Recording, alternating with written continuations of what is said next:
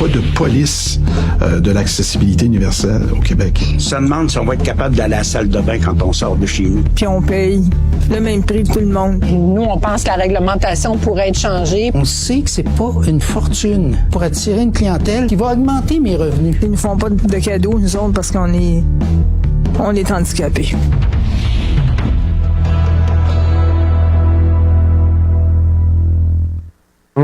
Ce que vous venez d'entendre, c'est l'extrait d'une émission de La Facture qui sera diffusée mardi à Radio-Canada. L'équipe de Radio-Canada s'est intéressée à cet enjeu de l'accès au restaurant pour les personnes qui vivent en situation de handicap au Québec. Dominique Salgado, il est le directeur général du CAPVI, le Comité d'action des personnes vivant des situations de handicap. Vous le connaissez parce que c'est un fidèle de Québec Réveil. Il nous parle aux 2 semaines à peu près. Il intervient souvent dans l'émission. Bonjour Dominique. Oui, bonjour Philippe. Quel est l'angle qui intéressait l'équipe de La Facture? En fait, l'angle, c'était d'abord s'intéresser à l'accessibilité des commerces, mais spécifiquement au niveau de la restauration. Une des journalistes de l'équipe m'indiquait qu'à un moment donné, elle a voulu aller dans un resto à Montréal avec un proche. Et la personne était en fauteuil roulant et malheureusement, le restaurant n'était pas accessible. Donc, ça l'a inspiré à faire un reportage là-dessus. C'est aperçu que plusieurs endroits dans le domaine de la restauration, autant à Montréal, à Québec qu'ailleurs au Québec, n'étaient pas accessibles. Et évidemment, tu devineras que ça brime les droits des personnes en situation de handicap. Évidemment, l'art culinaire, la dégustation, tout ça fait partie de la jouissance de vie, autant pour une personne avec handicap ou non. Donc, elle s'est inspirée un peu là, de cette situation pour connaître un peu ce que nous, à Québec, on avait mis sur pied depuis de nombreuses années, qui est notre brigade estivale au niveau de l'accessibilité de la restauration. J'en avais parlé rapidement. On avait jasé de ça, effectivement. Ouais. Antérieur. Oui, c'est ça. Donc, l'idée, c'est que, en fait, il doit y avoir des efforts croissants qui doivent être déployés pour adapter les infrastructures, autant les vieilles que les nouvelles infrastructures, pour améliorer notamment la signalisation pour une personne qui a un handicap visuel. Si la lumière est trop tamisée, si le menu est écrit trop petit, s'il n'y a pas de contraste dans le menu, ça amène aussi des problématiques. Évidemment, il y a les problématiques de salle de bain. Parfois, une personne en situation de handicap qui entre dans un resto qui est accessible n'aura pas nécessairement des salles de bain adaptées. Alors, à ce niveau-là, si la salle de bain est au sous-sol, puis qu'il n'y a pas d'ascenseur, ça cause problème. Alors, on a vu ça souvent à un moment donné avec des membres qui vont dans un restaurant, qui sont obligés d'aller à 2-3 portes plus loin à l'extérieur pour aller dans une salle de bain plus convenable. Alors, à ce moment-là, ça cause problème. Donc, l'idée était vraiment de sensibiliser les restaurateurs. Je te dirais que j'ai donné un coup de pouce à l'équipe de tournage, puis c'était pas évident. Non, on veut pas voir la facture dans nos restaurants et tout ça, parce que évidemment, ils sont craintifs. Est-ce qu'ils vont détruire un peu notre réputation et tout ça? Mais l'idée, c'est de travailler en partenariat, un peu comme lorsqu'on est sur la route, puis on sensibilise les restaurateurs. On leur dit votre restaurant n'est peut-être pas accessible et adapté actuellement, mais il existe des programmes. Notamment le programme qui est géré par la SHQ, la Société d'habitation du Québec, en collaboration avec la Ville de Québec. Il y a quand même des subventions qui peuvent aller jusqu'à 30 000 $. On appelle le programme un programme pour les petits établissements accessibles. Et le plafond est de 30 000, ce qui veut dire que pour une porte électrique, ça peut coûter peut-être entre 7 et 9 000.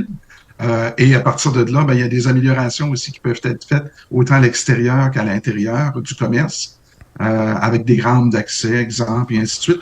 Donc, ça vient couvrir 90% des coûts qui sont reconnus par l'établissement en question. Ça peut être intéressant. Que dit la loi, Dominique, au Québec? Est-ce que les restaurateurs ont une obligation légale d'adapter leur établissement pour les personnes en situation de handicap? C'est une très bonne question, Philippe. Puis d'ailleurs, c'est là-dessus que porte le reportage. Au Québec, la Régie du bâtiment, c'est l'organisme gouvernemental qui est chargé de réglementer et de superviser la construction au Québec. Et tandis que le Code de la construction du Québec est un ensemble de normes et de règlements techniques qui détaillent un peu les exigences spécifiques de construction et de sécurité à respecter dans la province. Le problème, c'est que, comme un peu j'explique dans le reportage, c'est que il n'y a pas vraiment de police sur l'accessibilité universelle au Québec. Contrairement en Ontario, ce qui arrive là-bas, c'est que quand un restaurateur ou un commerce quelconque est fautif et qui ne respecte pas le code du bâtiment, le code bâtiment qui est national, qui est de juridiction fédérale, ensuite le pouvoir est distribué aux provinces. Alors, tant aussi longtemps que l'endroit n'est pas accessible et adapté, il y a des amendes qui peuvent varier entre 30 et 50 000 $ par jour. Alors qu'au Québec, c'est très peu. Là. Ici, à Québec, ça varie peut-être entre 700 et 1200 $, puis une petite tape sur le bout des doigts, et puis une réprimande de l'ordre professionnel, puis c'est à peu près ça. Là. Alors, en Ontario, un restaurant qui est en violation des normes de construction, c'est la municipalité, la ville, avec des inspecteurs municipaux, ou encore l'autorité de la construction, là-bas, qui va émettre un ordre d'arrêt des travaux jusqu'à temps que les travaux soient remis en conformité. Dans des cas très graves de non-conformité ou encore de danger pour la sécurité du public, les autorités peuvent ordonner la fermeture temporaire ou permanente du restaurant. Ici, au Québec, ça se passe pas tout à fait comme ça. On vérifie, on suggère de se conformer au code. C'est pour ça que nous, on souhaiterait que le code soit mieux appliqué, que le code national, il est bien défini au niveau fédéral, mais c'est au Québec. Comme je te disais, les amendes sont vraiment peu salées. On devrait sortir les crocs à cet effet et avoir des infractions qui sont beaucoup plus sévères. Et si le problème persiste, des amendes supplémentaires qui pourraient être imposées. Et dans des cas extrêmes, un peu comme en Ontario, une suspension temporaire du permis jusqu'à ce que la correction peut être ordonnée à ce niveau-là. Rappelle-moi. Donc, évidemment, pour modifier une loi, ça prend un projet de loi. Un projet de loi, ça prend un porteur de ballon.